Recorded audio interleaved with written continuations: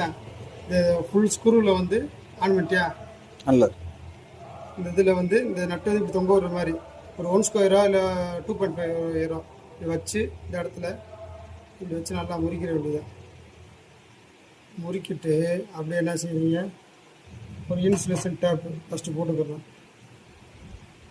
இந்த மாதிரி கரெக்டாக இந்த இதை மட்டும்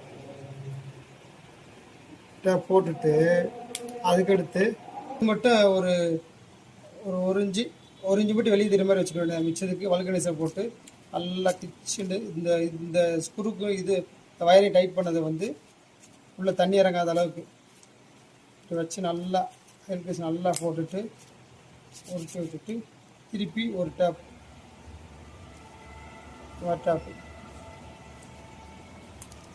இந்த மாதிரி வயரை வந்து டேங்கில் தொங்க விட்டுற வேண்டியது. அந்த மாதிரி ஃபஸ்ட்டு ஒரு வயரு டேங்க் கீழே போயிருந்தேன், அதுக்கடுத்து தண்ணி இங்கே அவுட்புட் போகுதுன்னு வச்சுக்கோங்க, அதுலேருந்து ஒரு அரடி டேங்க் தண்ணி எப்பயுமே இருக்கிற மாதிரி அதுக்கடுத்த வயரை வந்து இப்படி வச்சிடணும்.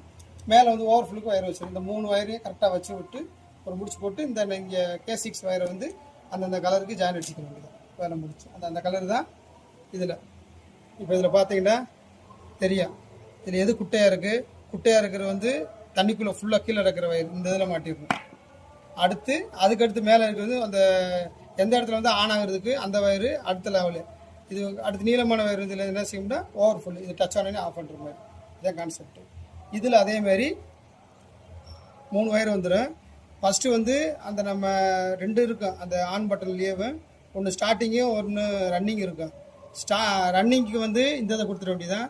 அந்த ஸ்டார்ட் பண்ணி வர்றது வந்து இந்த இது கண்டென்சரை வச்சு, இது வந்து அந்த ஆஃப் பண்ணுற வயர் வந்து சீரியஸ் இதுலேயே போட்டிருப்பேன். அவ்வளோதான் விஷயம்.